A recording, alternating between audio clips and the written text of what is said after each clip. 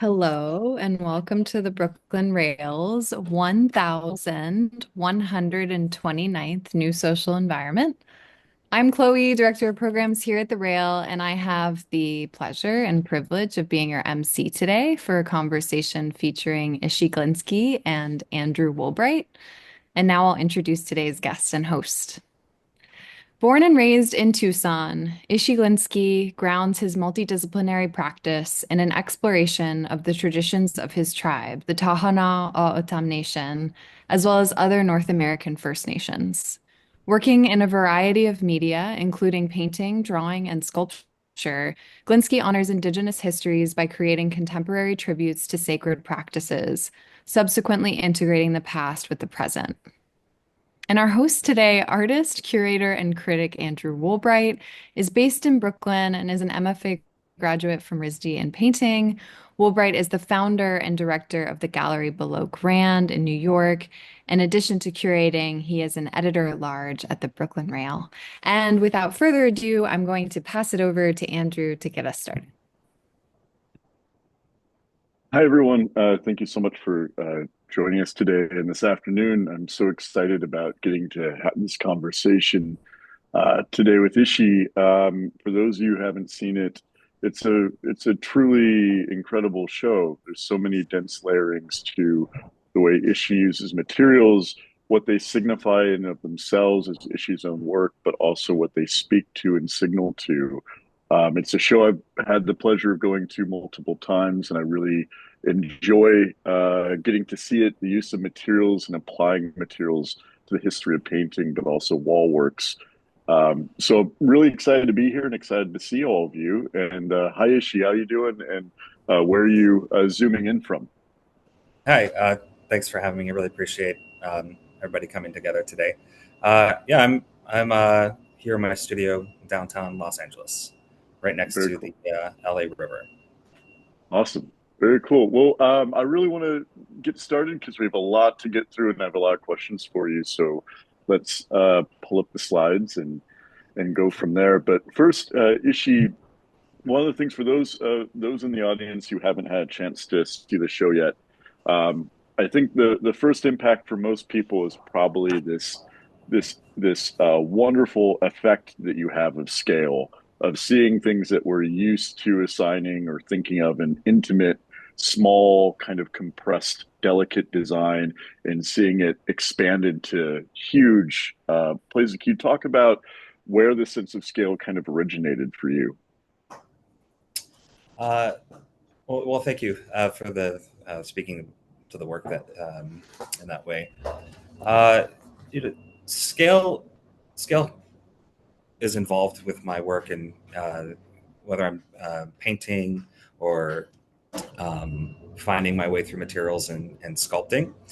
Uh, the um, the paintings themselves are also zoomed in reinterpretations of certain indigenous practices, whether it be uh, you know weaving or jewelry or pottery techniques, and I think uh, going probably about 15, almost 20 years ago, uh, as I was still, developing a process, developing taste, and also just, finding my way through and just indigenous knowledge altogether, is coming across a pair of display jeans that were, 2 stories tall.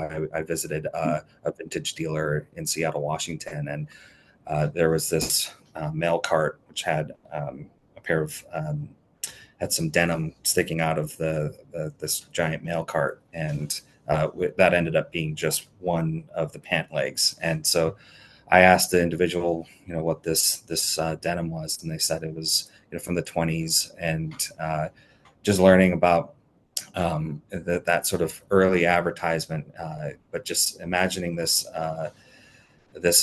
everyday item being 2 stories tall, and being quite young, it was just sort of really blew my my mind, and then also just thinking about Klaus Ogenberg and seeing an image of him walking through a giant shirt through a gas station was also really inspiring. But through scale, it allows me to start a new conversation, to create a monument survival by enlarging and oversizing. I think I'm redefining the footprint, or my attempt is to redefine the footprint that a lot of these pieces themselves might not have, and also to put some distance between the original process and mine, and reenacting it through different mediums. So, yeah, and I can get into more a little bit. Yeah. Well, I mean, maybe there's a good place to get into this idea of your role as an artist, which I am excited for, like seeing some of my students in the audience and just people listening in. But your role as an artist is like you really take on this role of the collaborator, or in some ways you're like signaling or pointing towards other traditions and other artists, as well as making the work very much your own. And it's like this really beautiful process of refraction. Like you take in light and kind of refract it outwards. And I'm wondering if we could maybe begin that conversation with the story of the last painting that we just had up, of like talking about that complicated, all the subjectivity of your own choice, but also like where did this image originate? Yeah, so with this show and most of my work, I have a personal understanding that I'm here because of the ones before, and it's it's with this conversation of just the past, but also not solely sticking in the past. There's what I believe I have a collaboration with the past and present, and so some of the designs that I'm working with might be from a creation story, and others that have been passed down and that aren't mine. And so by zooming in and looking at it and examining it in a new way, it's a little bit of a way to tell that story through a different medium, but also in also my way. But so it is a collaboration with the past and present, and as I was saying, I don't want to just speak to and just continue this trope of this stoic Indigenous person talking about the past, because there's an incredible grouping of artists that are doing incredible stuff, and it's through my honor to be able to work with them directly. And so this picture and this painting is what I consider a portrait of one of my friend, Fred Cruz. And thinking about the source material and the technique that it takes to create these baskets, and thinking about how much of the artists themselves they put into their work, is why I consider it a portrait. And here's a photo of the basket that and the portrait that I've taken of Fred. Seen in this photo is I was visiting my cultural center in Topawa in Arizona, and it's just spending time in the back. I was sort of taken back, and I saw this basket, this really precious, this like lovely, charming face of this cat, and I was curious if it was one of Fred Cruz's baskets, and we walked over, and I could see that it did have it was one of Fred's baskets. And having worked with Fred before, there was a project that I worked with a company based out of Los Angeles, Brain Dead, and Minions, the franchise. We reached out to different other Indigenous creators and makers and asked them to do what they do, but make a minion. And he made this really incredible minion. And they're seeing this precious cat. I reached out to him, and I wanted to ask if I could paint it. And so yeah, there's my interpretation where the reenacting how it's actually woven, uh, but with oil stick ink and um, oil paint. Uh, I'm considering the source material, which is bear grass, yucca, and devil's claw, and thinking about the spectrum and the life of a basket. So when these baskets are made, they're quite green and vibrant, and then over time they change color and they become a little bit more of these gold hues. And so on the left side of the cat, you can see it's just a little bit more green, and then it transitions to this more vibrant gold. And then same with the green in the ears. There's a shift of color of thinking about this seedling cracking through this very harsh environment of the earth and surviving, but you have this like vibrant yellow seedling or this green, and then transitioning to something that's these little darker tones. It's amazing. And I also want to talk about this painting just because for those of you who haven't had the chance to see the show yet, the texture of this painting is incredibly important. And the way specifically that you did the background and the gradient on it, it's something you do in multiple paintings, this kind of almost weaved structure or like a shell or like I believe you referred to it as a type of bear grass reference. But like, how are you thinking about that? And also, if you feel comfortable, how are you doing it? It's really impressive, that texture that you're able to create. Well, thanks. Something that I've been developing in the studio for several years.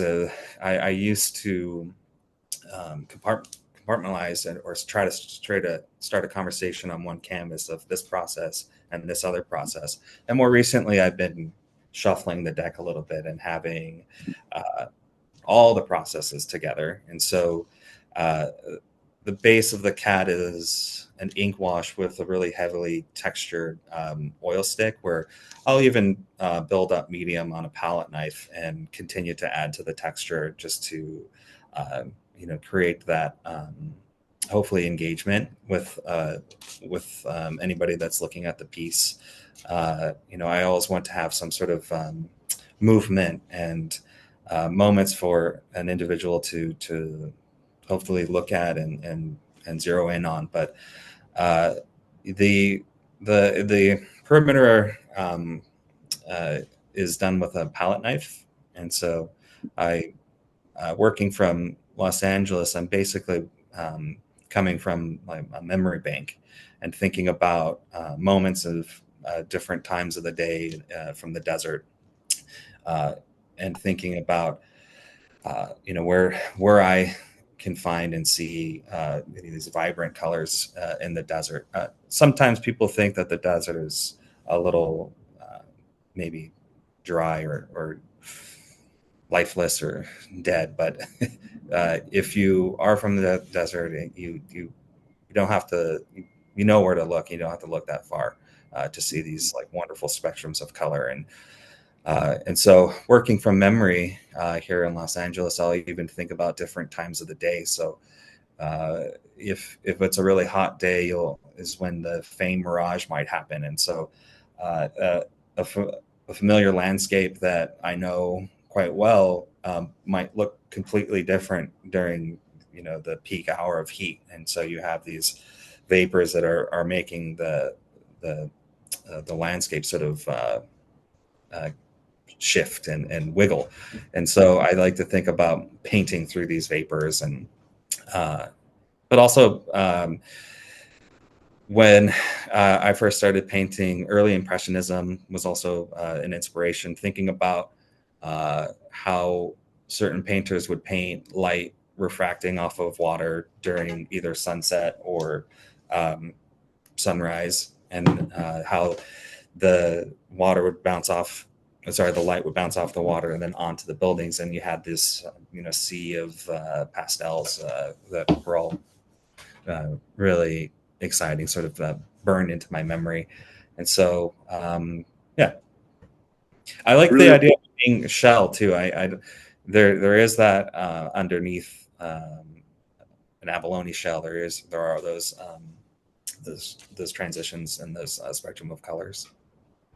yeah. There. I, again, hope everyone gets a chance to see these, but it's this very rhythmic repetition of a mark that seems like it really is kind of unflinching, or you only have really one chance to do it right. Seems like it's a very slow process of working across the canvas. It's dazzling as an effect. I like the way that you talk about color too. It's like that another layer to that material history of the basket fading. You're also thinking of like the color and the landscape fading at the same pace. It's beautiful. Yeah, well, Can we thanks. can we move to let's talk keep going with maybe next slide. Yes, there's another example of that incredible gradient you're able to achieve. Um, and this it feels like a similar mark, but scaled up very, very large in this case. Could we talk about can we get to, I don't know if we're going out of order, but yeah, perfect. Because another collaboration that's like really important is your collaboration with Veronica Poblano and the Zuni Tune. And this piece is one of my favorites in this show. Can you talk about how you came about this collaboration with her? Uh, this piece is spectacular. The original is a bolo tie, and uh, what I'd like, if folks are familiar, we can continue to talk about this type of technique. But I feel that it might be an unsung art movement where you have the Zuni people in the late 70s starting to make these interpretations of Disney and cartoon characters. And the spectrum of these artists is vast, where you have some that look like, say, Veronica Poblano's, which her are very visually representative of Pink Panther, and then you have others that are just really abstract and wild, and I love both of them. But I feel like more and more people should know about these wonderful pieces, and so yeah, working with Veronica a few times now. Her process is just even having time with her to speak about how she came to making these pieces. There was this overwhelming sense of history when speaking with her, and the how and why she started to make the pieces was really special to be able to learn. And the my interpretation is I'm using aluminum and poured resin with a few resin tricks to try to make it look like shell. So if you're with the work in person, you'll be able to see some sort of opal underneath. And yeah, there's a little bit of a redefining the footprint of these pieces by making it oversized, because sometimes when you come across these works, they might be in a display case and they might be besieged by other southwestern ephemera where somebody might not be able to totally understand or see the amount of work and the decision making to within these pieces. And I don't know if it has to do with something with size, where because it is a piece of jewelry, you want to put it on, and then you kind of own it. Where there's a lovely part about having that experience too. I mean, but if I want here, I'm hoping that folks can just, examine it and look at this piece and know that behind that work, there's thousands of other interpretations of this unsung art movement. Yeah, I mean it's an incredible work, and I would imagine, I don't know if you want to speak more to it, but just the process of like scaling this up and like really having to recreate the beautiful line work that is forms all these wonderful abstractions of being off of Pink Panther in these like really wonderful ways. It's like scaling it up makes you really appreciate all the difference and then also the material difference as well of like shifting opal to resin. It's I appreciate the empathy of that process of really trying to understand the negative space and positive form that you're arriving at. Yeah. So when I take a screen grab from a cartoon, uh, I think about the jeweler's process. I think about the limitations of a stone when I'm compiling a layout for one of my interpretations through inlay, and it's it's coming from the jeweler's perspective that is guiding my sculptural practice. And so I'll think about the limitations of if I'm using a red color, knowing that that's going to be a piece of coral, and so that coral is quite thin, will have certain limitations of usage. Or so if I'm trying to fill a space up with red, I know that I have to break it up and sort of almost tile them together to make it fit the space that is intended. And so there's coming from that perspective and teaching myself how to weld aluminum. At first, welding was always really intimidating. Something about it was always unachievable, but I really invite people to give it a go because it's a scary hot glue gun, but it's nothing. I think something that's a tool that a lot of people can take on. Now, would I want to walk across a gorge with my welding skills on a bridge? No, but at this level, I'm confident with my welds. But yeah, so the exterior is aluminum, and then uh, there it's all resin that's in the shell.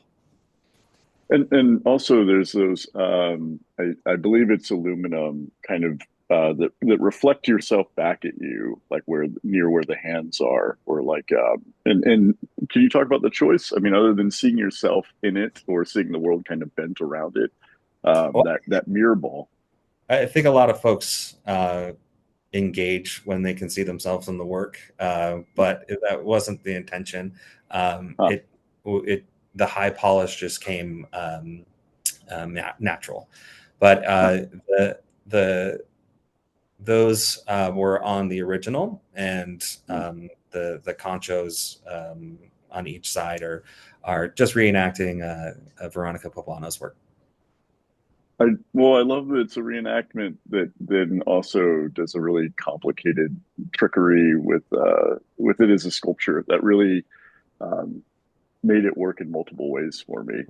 Um, That's a little bit about the scales. If you are familiar with what I'm referencing, uh, the scale is a new way to look at it, and it introduces a totally different experience. So when coming across this, it's larger than you. So you, I think, in your DNA are reacting in a new way, that something that is really familiar to a lot of people, and then within that reenacting and oversizing comes this unplanned moment. But yeah, the being able to then now see yourself in this uh, uh, sphere.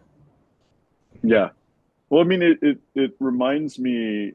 I mean, when I was thinking about your use of scale, I was thinking about like the work of like someone like Amanda Ross Ho. Of like there's this kind of like presence that it creates. But in your work, it really does this thing of taking what is like some of the limitations of the stonework and the really intricate design, and once it's scaled upwards, it really just becomes this wonderful abstract piece, which is great. It operates in a different way, I guess, is what I'm saying, than conceptual work. There's uh, there's a lot of exciting moments when scaling something up, because there's no playbook really on how to make an oversized punk jacket. Where I made uh, this work that's about 11 feet tall, and having to figure out how I would make the studs, and being resourceful of finding something that can represent something at a larger scale. And so this 11-foot punk jacket had studs all over it, and I was trying to figure out how I would develop or produce those studs, and finding somebody to cast them. They gave me a price. I think it was 400 for 100, and I needed at least 400. And at that time, that my budget was whatever it was, but I then began to try to find something else that could represent that punk, that stud. And so I ended up getting a fence post cap, and then cutting the sides of the fence post cap, and then you could actually use the sides that I cut away as the prongs. And so and even using skateboard wheels in the beadwork piece that's in the show came from making a necklace, and having to make the beads from a necklace on a large scale. I threw in a couple of skateboard wheels to disrupt the consistent PVC pipe that I was making the beads out of at that time.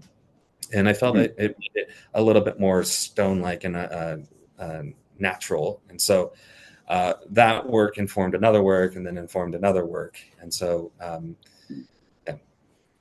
Yeah, I mean, I think the first time I ever came across your work was as an image. And I believe it was a work you showed at Chris Sharp. Correct me if I'm wrong, but of a massive scream mask that you made. That I remember the first time seeing. I was like, "Whoa, who did this?"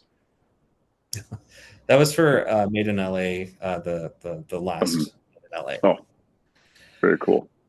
Yeah, then there's that sculpture is almost two sculptures in one, where this oversized 10-foot scream mask speaks to um, uh, the placement of Indigenous people within horror. If you think about uh, the ancient Indian burial grounds as a plot line with why these creatures come alive and are terrors on society, and thinking about why uh, how and why, to me, the scream mask or ghost face is so familiar, and asking myself what would happen if I indigenized the ghost face, and thinking about references, and so by overlaying, similar to the Hohokam from the predecessors to my nation, the Tohono O'odham, what would happen? And so pouring resin and making oversized turquoise and overlaying this mask was thinking and talking about masks used ceremonially across the globe, and then that all gives way to the back of the work, which is reenacting a memory of the beginning of a grand entry for a powwow. And here you what a powwow is. It's an intertribal celebration where you have folks from different ages and nations coming together and participating normally in a weekend. And in the beginning of this powwow, it's called the grand entry, and everybody gathers up that's going to be dancing, queues up in a long line, and right before the MC might say, "Take it away, so and so singers." In my mind, I had this moment of silence. And so thinking about wanting to reenact that, I worked with 11 different artists, and from different nations and backgrounds and ages. And we had that as far as the back. Hmm. I mean, I really love the way you're able to time jump or move through time, and something that you said earlier, it reminded me of Mero Ponti talking about the phenomenology of time. He was like borrowing from Husserl that we only look to the past when we need to and want to imagine a future. Like past and future are completely connected. There's no reason to look back if you're not trying to figure out the next steps forward. And I think it's really great that you're So much of your work is these complicated layerings of time. Well, we certainly need that right now. That's a Yeah, good to absolutely. look at. Yeah, there's, as I mentioned, I think I'm only here because of the ones before me, and there's within art history, I think there's these folks that would claim ownership of something and to be a master of a technique or craft, and not want to relinquish that. Maybe Mask from Africa inspired their decisions of how they would paint a portrait, but this is not where I'm coming from. Yeah. Well, I want to move on in the work, but also, you know, I like you after researching your work and getting into it. This aesthetic or this practice of Zuni tunes is really fascinating, and there are very few people speaking about it, as you know. And I'm wondering, like, what your initial attraction to it was, or maybe how Veronica spoke about the practice, because there's so many interesting little changes to form that happen, like the way the Pink Panther's eyes are not directed at you, like one is shifting to the right. It's a gaze that's aware of you, but also straying in an important way. I just think of like all those small, subtle abstractions and how wonderful they are. But like, how are you thinking about them in your collaborations? How are some of the artists thinking about them, other than the limitation of working so small and with difficult materials? Uh, yeah, I guess a little bit to what you were speaking to just prior. It is a collapsing of time, and uh, there's in this image there's some beadwork with this Nike on the right, and a shell. There's something that was probably made within the last 5 years, 10 years, and then something that was made about 1,000 years ago. And so there is this time travel. And with this, to get into this piece a little bit in particular, is the actual beadwork. A friend of mine was visiting Mexico City, and uh, knew that I placed Nike ephemera in my work, and but also he um, gave me this Nike bracelet, this beaded loomed beaded bracelet, and I had it for several years, uh, and when I started to think about this beadwork is this sharing of knowledge all the way down to South America and North America, and here in the center, the techniques and knowledge going up and down for thousands of years is something that I'm reenacting here. So you have this beadwork from down south, and then this uh, Hohokam shell necklace piece that I visited at the cultural center on my reservation. And then uh, the beads are casted skateboard wheels, either new or used skateboard wheels, and that process of using casted concrete and fiberglass came from a piece prior where it was a 20-foot by 7-foot beadwork piece for the Natural Resources Agency building in California. And so, thinking about this commission for the state of California, I wanted to speak to the folks that called this land home before we all showed up. Also, including skateboard culture that sort of came from California as well. And so, in the piece for this 20-foot piece, I used B quality and other about 1,000 sourced used wheels. And the design, I put a change of color in the center. And I was hoping that at some point a viewer might come across this piece and wonder why there's a line going through the work. And for me, it's reenacting um, the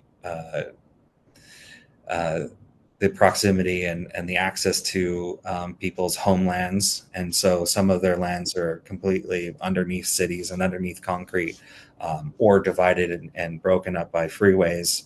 And so you have these skateboards that are wheels that are rumbling on concrete, and then also these wheels that are being right now up and down freeways and roads. And so there was a small layer of concrete that I made the casting wheels out of, and then earth that I farmed from the Tule River res with some of my friends that allowed me to go onto the reservation and farm some of this earth. And so using their earth as the aggregate for the concrete was a way to reenact this action in this beadwork piece and so off of that process, I then began to mix these pigments within the skateboard wheels and the casted beads. And so transitioning from this really vibrant blue, and gold, which the original beadwork was, and then sort of fading it to almost white on white. And that's me adding some newness and playing with the color. And you have these pastels next to these whites, and where the typography is barely visible at the end, but it's all in there. And then there's a creation story with from my nation where there's a Coyote, and he has a satchel of us and the people, and he takes a break, and we start to climb out.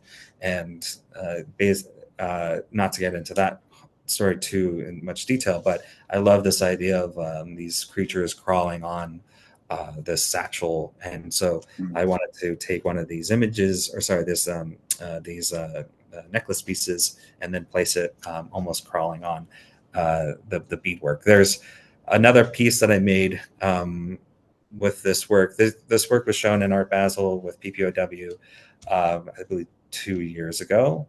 And there was a lizard crawling on the other one. And yeah, and so there is a little bit of time traveling here with this work. Well, and just to speak about the eyes is with Veronica's, I was really just walking in her footsteps and doing my best to stay as true to her decisions. Yeah. Well, I love I mean, just the density of decision making. It's like starts with a material knowledge or a material interest, and then goes into a formal interest, and then goes into this like uh, this connection to the creation story, and then like a formal choice to split the thing. I mean, it's just such a complex show and such a complex way of making work. Could we talk about? I think what's actually my favorite piece in the show potentially is that one on the left, the Roadrunner and Coyote. Made out of 4,000 feet of wire. I love that you zoomed in on that moment in animation because I think it's just so provocative. So I don't know if this particular piece has 4,000, but it's definitely in the thousands. Okay.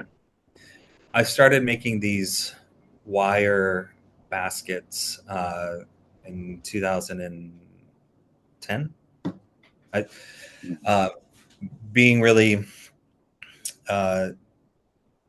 really visually engaged with these wire baskets that my nation would make, these coiling loops used for dry storage or to keep things cool, which you would like hang it underneath the ramada in the shade. And at that time, I hadn't had the conversations or felt comfortable making one of those types of baskets. And so I was still drawn to it and wanted to continue with. And so I did something in my own way, where a process where I was sort of developing on my own, where I chain linked first baling wire in these strips of 4 feet by 6 feet, and then would marry them together, make about 15 to 20, depending on what size I wanted the basket to be, and then would marry them all together and kind of pounce on it and then begin to form the wire. It's interesting that the baling wire does react similar to like clay. It's just a little bit more of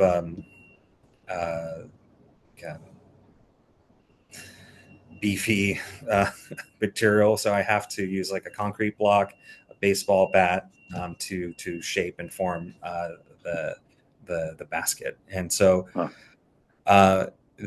the O'odham also would make these rabbit fences where you would string along these chain link woven ropes, almost like rope fences, and trap rabbits. And then I was also thinking about just sort of like condensing that, and you have this network of chain link baling wire. And so this is the one of the first times that I've extended that process and concept. And so when developing and thinking about some of the other works with the aluminum coiled wire trays and baskets, I came across a few reference images, and I also was thinking that this was a lovely reenaction of one of these dust ups, or these yeah. So I the limbs are poured resin, and here I'm reenacting the process of a Hohokam style looking shell, and so they're coming and reaching in throughout this network of baling wire. How long does it typically? How long do you typically give yourself to take on a new material and learn these techniques, or how like learning that a baseball bat is what it took to scale this up and everything? Like, how much time does it take and do you give yourself in the studio to work on this? Well, going back years, there's been a lot of assistance and help from friends, and a lot of uh, amazing support and time, other people's time to even show me how to use a drill in the beginning. But um, there's been a few leaps and bounds that I definitely owe to friends just showing me what they know. And then also working with my partner Bianca, we will just try to figure out how to pour resin, something that was really intimidating for years. And then by working together, we just sort of figured it out. Sometimes it's forced, where I put a bid out for having something welded, and it was, I think, about the same cost of the entire budget. So it was, all right, well, let's go get a welder. And so sometimes it's kind of uh, and in the moment, we have to achieve this deadline. In order for us to get that, I have to learn this now. And so Yeah. there's I do think I think with my hands, and so by figuring something out, it's best just to try to get to work and learn if it's going to be able to come into reality, or if it's something that we just have to shelf and then circle back. And then sometimes we'll come back and develop how we would want to make that come to fruition in a later date. So yeah, there's certain techniques that took many stages to get to, and then other times where it was on project based education. Yeah, like because I was there's no playbook to make a giant punk jacket. You just kind of had to like ask the homies to help me out, but to show me something. But I mean, another impressive layer of this show is is that, which I know a lot of the work was made in the last 2 years in the show, but it seems like there's at least 10 or 15 years of material knowledge of like, and I think of how many shows I go to where uh, an artist finds one very difficult technique or way of working and produces an entire show from that technique. But this incorporates, I don't have the exact count, but at least four or five, weaving, the aluminum weaving, the welding, the resin pouring. It's like it really is yeah, I was just walking around the show being like, wow, there's a lot to pull off. There's a lot of years packed in 2 years of making that hopefully people appreciate how many years it took to find out what the wire needs and the strength of the wire and what it needs to bend it and those different things. Can we talk about, since we have it up, this looped painting, which seems to also be a way of turning the form of the basket weaving into literal paint, which is such a cool move. Well, thanks. I want to create work where folks can have time and just to create movement where your eye wants to look here and there uh, and in hopes to engage somebody to spend some time with it. And then once somebody has a little bit of time, they can start to see and maybe try to crack, depending if they're an artist, try to crack the code of how it was made. And there's definitely a lot of labor within the work, but I don't want it to be right off the bat. Wow, it took this person forever to make. Mhm. I don't want it to seem like torturous because it's not. There is a lot of labor that goes into it and time spent, but there's a lot of love that comes from being able to make this type of work, developing certain techniques, and figuring out new materials and mediums. So even with these coiled paint reenactments of the wire, it's ongoing. It's developing how I paint these sections, and so thinking about the source material being the coiled wire, or sorry, the wire baskets. What holds those baskets together is that action that is isolated in this painting, and so I wanted to zoom in and isolate that action. And so this is why it's just those coils. I've painted the basket in maybe a quarter of it, maybe half of it, and then also in its entirety. And so I wanted to just isolate that action. And so you have this long, thin painting because it's this one section where it's being repetitive. And so I like the wire baskets. I like to think about Indigenous people's perspective of space and how it's uh, in certain symbols and in baskets. And then also thinking about how we think about the cosmos and space now. And so when I look at these coiled baskets, to me, they look like maybe a time lapse of our solar system. And so here you would have where the Earth would be throughout the year or whatever cycle. And so this being a really special action, I wanted just to paint. And so what I'm doing is I wash the back with an ink and then paint with an oil stick.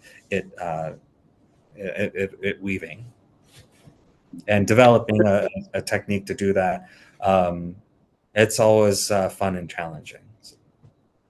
Well, I love the moments in the previous one and this one, like the shimmer and the camouflaging of light, like the way the coil gets lost in the darkness in the middle of this painting, and the way the light shines through the coil and breaks that form. I just love that effect that you're creating. And the color is coming as from thinking about like a crow's feather. When you look at it, it's Hmm, black, but when you really look at it, it almost looks like oil and water. And so, hmm. and I love thinking about how that can dance around. I mean, oil and water is probably a horrific action, but more of the crow's feather. Yeah. Can we move to can we go to a slide that shows physically one of these woven baskets in aluminum so we can see this process. Yeah, yeah, it's stunning work. Can we talk? Yeah, can you talk to us about the? It was hard for me to read the two shapes sitting on top of it, but I know that the top piece, it looks like that's the man in the maze, which is important to Tohono O'odham culture. Lots of images and lots of symbols being expressed. Uh, yeah, there's thinking about um, uh, which this thinking about how pictorial or repetitive baskets and the designs that are within these works. This is pictorial, where um, I'm in a way superimposing or really shuffling the deck here of one process and another. Where with the wire baskets, you have the capability to create a design just of how you and where you place the loops, but also superimposing another technique of inlay. And so by what I've done here is I've isolated one of my previous works, which was Wile Coyote. And he, I think, was just knocked over the head and maybe something exploded. So he was completely smoke charred black. And so I made that work, but instead of using this soot, I made him out of completely turquoise. And so zeroing in and zooming in on moments of time, weavings, basketry, uh, with artists once known and contemporaries. I with paintings and other sculptures, I'm doing that with my own work here. And so by zooming in and zeroing in on just the eyes of the Wile Coyote, uh, they're really speaking a lot with this piece, and also just further abstracting them by just isolating them. I believe does that. And so again, or what I mentioned, thinking about the source material and how a jeweler would potentially make this work. The red is used sparingly and thin, where that would be coral, and then the other colors would be shell. And so I love this whirlpool, almost as if in these cartoons where they see stars, and then incorporating some screen grabs from Looney Tunes or a cartoon with these stars, but then adding a traditional star. And then there's the Roadrunner, and at the very bottom there's a bird, which is a Hohokam shell. Excuse me. And then I wanted to have a center point and then throw back to another creation story, which is the man in the maze, but not be a man in the maze. Well, I mean, it's amazing the formal device, this interlocking, this, like you said, we would all not be here without those who came before us, but this formal structure of like really interlocking and folding time in on itself. And what I like about this piece too, hearing you talk about it, is it seems like there's this language of your work about capture, like you said, the screen grab or like taking something and zooming in on it, scaling it up. But then there's this other language of signaling, of like pointing to someone else or another artistic practice or another uh, really beautiful way of making something or another artist even. And I appreciate the moments where the signaling is also back to yourself or like your own previous work, like that closed and folded loop is really doing something magical. Well, thanks. Uh, yeah, the with this work, it's I've done is I've zoomed in on just the eyes of Veronica Popano's Pink Panther, Mhm. and then having this repetitive design that would be on a tray or basket placed the eyes within the areas that would be repetitive in that design. And so I think for me, this is a true uh, intertribal celebration where you have this inlay technique and then this also wire technique from two different people and two different nations coming together. And my attempt to do it as respectfully as possible. And Hmm. we've, I try to find the thickest wire that was most malleable, and we landed on this aluminum. And so, Hmm. uh, yeah, I just kind of got to work and started uh, coiling and manipulating the aluminum wire. And does it begin from the center? Is the first coil from the center out? Yeah, yeah. Yeah. And there's different examples and variations of process and technique with these wire baskets, and some are extremely refined. Others are um, a little bit more made a little bit more fast. Where uh, I've come across one on my reservation, and at the gas station, the change jar was just a small little wire basket that somebody had made, and it just was really rad just to see the utilitarian version, or it just out there in real life being used as they all were at one point. And so there's these how folks would end the wire varies from person to person, and so sometimes I'm trying to hide it a little bit where the wire starts and stops, and other times I'm celebrating it where you have a very obvious connection where it's sort of mid throw of one of these arcs, and so others I'm sort of tucking in where they're all sort of meeting, and it's all a little gas and break of intention. And can we, I think you said it earlier in the conversation, or I took a note of it, but this concept of like those little moments acting as a portrait, like the material moments being a form of portraiture, how you think of them. I think that's a beautiful concept.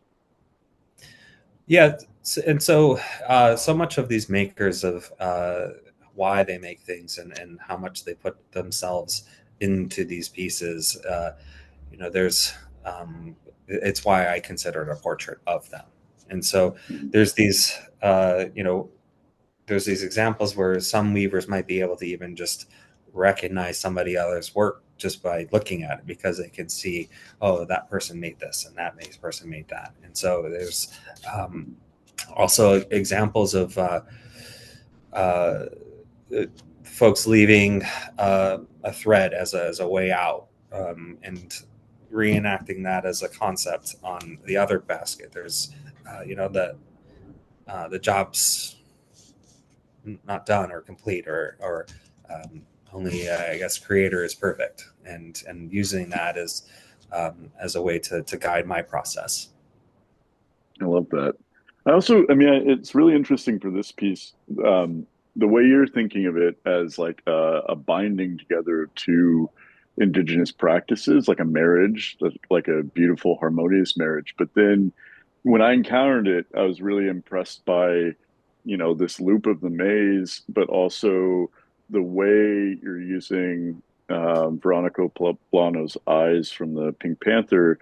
They kind of are indifferent, or they feel indifferent in this context, or they're looking to the left and kind of in the spiral or like a trance, but like they're not looking at the viewer. They're not, I mean, even fully disregarding it, but it just feels like it's a trance outside of time, maybe, or outside of the viewer that's starting to take shape. Awesome. Yeah, it's I'm happy to hear you say that. Yeah. And going back to the dust up piece, I hadn't thought about that freeze frame since you captured it and zoomed in on it. But it's like the desire of the coyote when he finally does arrive at the thing he always wants, which is the roadrunner. It turns into this abstraction, this chaos, and this all this vibrant energy that you're then pausing and trying to like focus on and see the body parts come out and the grotesque or the maze of bodies that comes from it. It's a cool moment to see all these different parallels within.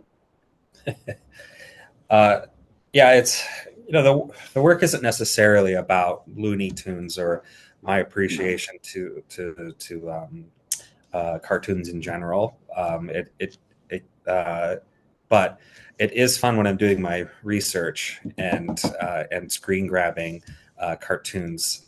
It's a nice place to be when doing some research, and it's also really fun to when they're at their peak of anguish or some sort of horrific accident is actually when they're drawn the most abstract and so or in motion, and in that moment it allows me to have a jumping off point. And so I'll the fact that normally he's the coyote is like a brown, but since something's exploded because of his fault or Acme's fault, uh,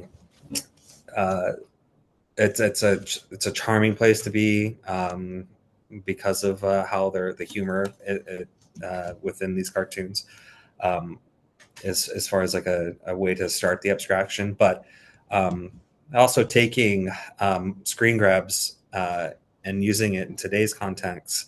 There was a screen grab I took of Bugs Bunny, and he's peering through a window, but during that time there was so much unrest with what was happening, and it was the George Floyd protests. And so while I was making that piece, that it just had, when you put that image in today's context, it's telling a different story. It's saying hands up, don't shoot. And so by taking these cartoons and using them in today's context, it might be looked at it in a different way. And so also there's some other works that I'll think about as far as what they mean today, and incorporate it into a concept. Yeah. Well, I mean, it's interesting. There's a lot to unpack with it, but just like you said, that the moments of pure violence are the most abstract. That it's like on some levels, it's the most expressible thing, but it's completely inexpressible and humiliating in that way. And I wanted to take it back to, I have one last question because I also want to give time to everyone tuning in to get a chance to ask you questions. But, and I know that the answer is maybe all of the above, or you're thinking about it in multiple ways, but going back to the beadwork made out of the skateboard wheels that conflate the weaving with the Nike symbol, when you incorporate, something so circulated like a Nike symbol, is it, are you thinking of that conflation of cultures as like something that holds it to an account, a critique of, or are you thinking about trying to like run or merge or parallel the popularity or like the overexpression of those things, or is it both? How are you thinking of that joining that you're oftentimes doing? Yeah, it is all of the above. I think it depends on the time of day and the moment, or how I'm trying to convey that, because there should be some sort of accountability, and uh, there's a sense of responsibility that I'm attaching to using some of the iconography, and then also moments of joy. And so, uh, uh, like with cartoons, let's say Wile E. Coyote and the Roadrunner, I was being told what on through this cartoon watching, and as a young person, what the desert was and what the desert looked like. And to me, that it's not what my desert looked like, but uh, there's uh, so thinking about, like, say Nike specifically, uh, when as also as a young person and seeing basket weavings, something about when I was a teen, like looking in, or even now when I look at a woven basket and there's like a Nike swish through it, my mind is like, oh, whoa, that thing's really sick, or like that thing's really cool. I think it's a way that excited me to see these traditional techniques, but something modern, and that was exciting. What I gravitated towards, and so reenacting with that feeling through other pieces. Also, I think by including the collaboration aspect with the Brain Dead and Minions, I felt that it was a great way to potentially um, add some excitement for the youth and young kids, where they could see this technique that that their people have been doing, and then it's this minion, and so you have either pottery, beading, or basketry. Uh, and somebody in their family is doing it, and then there's this like attachment to a popular, well-known cartoon, and that might be a way to have some excitement or interest. And so I felt that that was an opportunity. We can only do our best to try to create that moment, and we don't know if it happens, but I felt that it was definitely worth the time to set it up and go to that place. Yeah, well, I mean, I want to give everyone a chance to jump in, ask questions, but I'm just really taken aback by the way that you're able to do that in almost in every work in the show, which is every work has a layer of responsibility to it, a layer of accountability to it, a layer of joy to it, a layer of signaling to someone else. And your role as the artist is both like a free expression, but also has the responsibility to signal and channel others' voices as well. I think it's just the density of all of that and not arriving at any one conclusion, keeping that open and approachable in so many interesting ways is really unique and special. And so thank you for making this work and sharing it with us, Ishi. Well, thank you. I appreciate your words there, and uh, that means a lot. Of course. This has been so lovely to listen to. Thank you both so much for your conversation. I have a few questions from the audience, and I welcome any more. If anyone has a question, feel free to post it in the form in the chat. The first one, Ishi, is from Sarah. Says, "Hi, Andrew and Ishi. Ishi, can you talk about labor? Your work requires a lot of physical labor and time, and there are conceptual layers to each piece. So I wanted to ask how labor plays out conceptually, or is labor more of a means to an end?" Um, yeah, there's a lot of labor that's also hidden uh, with the steps to make something where uh, the it is. Um, it is a little bit of why this piece exists. It is a little bit of looking to how things were originally made, and let me reenact that and walk in the footsteps of how that process is, and do my best way to reinterpret it in a different material or medium. Um, and so, where I would, if I was painting a textile that was um, uh, from Tatiana Harris, who's also in the show, or is a portrait in the show. And her works, she works on a vertical loom. And so they would, Danae weaving techniques, they would start from the bottom and go up on a vertical loom. And so I'll incorporate that. And so I'll start from the bottom and go up as well. And so there's uh, some techniques that have been developed to get to the means of the end, and to have a piece come to fruition. There's uh, about 15 steps of sanding to get the resin to a high polish. We start from 60 grit and going to 10,000 grit. And so uh, that's a bit of a hidden labor, and also um, attempts to prevent the oil from bleeding in certain areas. I'll underpaint acrylic medium so that it stays a little bit more stable.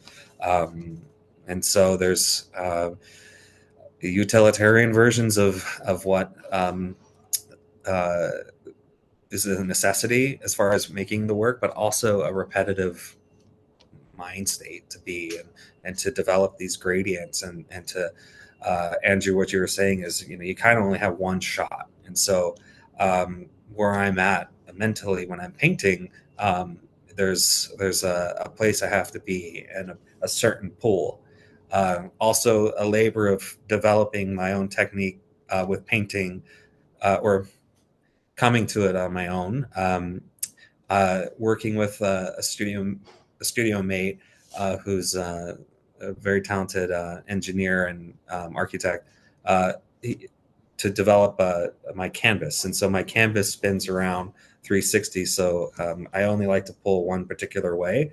And so if I need to paint that way, I have now I have the access to spin it around. And also from that action of developing this process and the labor of making this easel, I can look at my works of having multiple orientations. And so when I'm painting it, I'm sort of falling in love with it because it's in this orientation when I originally wanted it to be another orientation. So then I'll move it back. I'm like, oh, but it looked great the other way, but it looks great this way too. And so it's interesting how that will have a footprint on my process down the road. Thank you so much for that answer, Ishi, and thank you for that question. Thank you. The next question is from your LA gallerist, Chris. Chris, I'm going to give you the chance to unmute to ask. Hey guys, can you hear me? Yeah. Okay, great. Thanks so much, Ishi and Andrew, for your conversation. I've really enjoyed it. And as always, anytime I hear Ishi speak, I learn a lot, and it's great to get a new perspective on the work. So I guess I have a comment as much as a question. And it was something that was kind of implicitly touched upon, but I just wanted to, see it come out a bit more.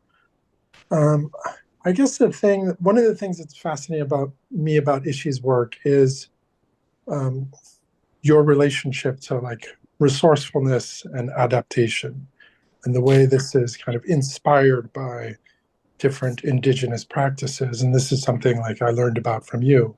So the way, different nations have appropriated materials, right? From like baling wire to like one point you discussed like Foster's freeze cups or materials.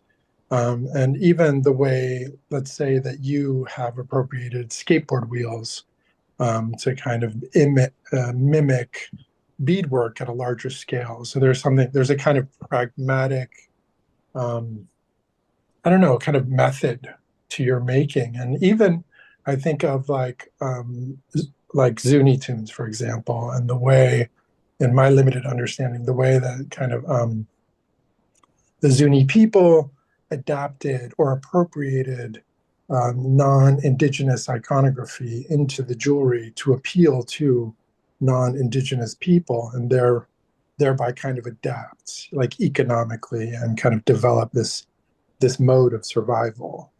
And I think like it's interesting how a lot of your decision making seems to employ a kind of similar strategy. And I just wanted to hear you talk about that a bit more.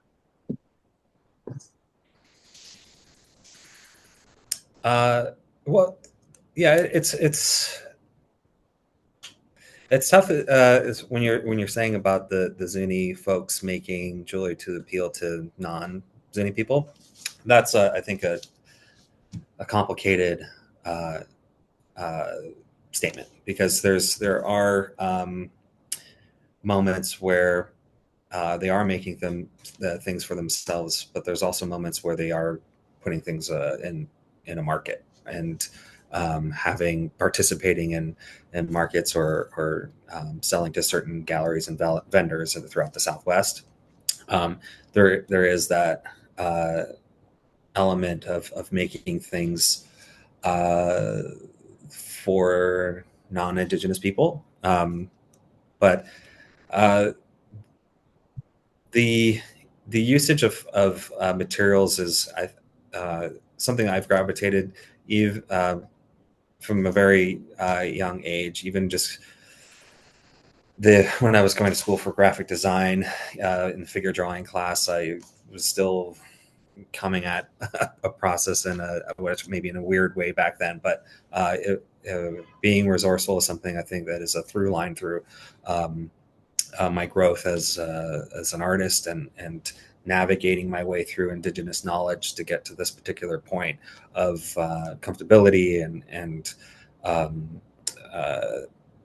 but also developing and picking up and learning things to either further improve on or develop as far as a technique, as far as how something is made. But one thing that I've really gravitated towards is the resilience and the resourcefulness of Indigenous folks. I think even the wire baskets are an example of that. In the 1880s, when cattle started to come into the area or were being introduced to the area, you had this resource material of baling wire, how you would attach the bob wire to a fence post, and then taking that and developing a new way to make baskets is such a really beautiful example of resourcefulness. And so that's the kind of those are the types of things that really charge my interest and focus of inspiration, and also putting that into my being and soul, and having it be made in a different way, or do my best to respectfully continue to tell that story. And so with when making something oversized, there's also ways where I love to lean into, where you allow a little bit of a foothold for somebody that's viewing the work to see how it's made. And so when the viewer comes across the work, they might from afar either engage with it or not. But if they have some time with it, seeing that there's, it is a skateboard wheel, might further seduce the attention span. And so it's a way or a window to show how I make something. And then, and also just coming down to budget and time and figuring out what might visually look like something else on a large scale, as I was mentioning with Punk Jacket. And so, yeah. And Chris, I could probably go on and on with that. Thank you so much, Chris, for that question. I think that's going to conclude our Q&A today, but I want to give a huge thank you again to you, Ishi, and to Andrew for this dialogue, which was such a pleasure to listen to. And thank you to the team at PPOW and to Ishi for the images that we were able to show today, which was really lovely to be able to share while you were speaking. And I'd also like to thank the Terra Foundation for American Art, who sponsor the New Social Environment program at the Rail and make daily conversations like this one possible. They also support our archive, where this will be very shortly. The Rail has been free and independent for 24 years. A donation directly supports our work. You can support our work through the link in the chat. And if you're free tomorrow at 1 p.m., join us for a conversation with poets Ilka Scobie and Anne Waldman, and artist Joel Shapiro, hosted by Fong H. Bowie, our publisher and artistic director, on the work of Martha Diamond, on the occasion of Martha Diamond Deep Time at the Aldrich Contemporary Art Museum. And as is real tradition, you all can now turn on your microphones and say hello and goodbye as you leave. Thank you so much for joining us today, and we hope to see you soon. Thank you so much, Ishi. Thanks, everyone. Wonderful. Thank you. Thank you. Thank you. Everyone. Thank you, Good seeing Andrew. you all. so much. Yes. Thank you. Thank Thanks you, so much. Ishi. Have a good Guys, one, y'all. thank you, Appreciate Ishi. it. Thank you. Congratulations. Congratulations on the show.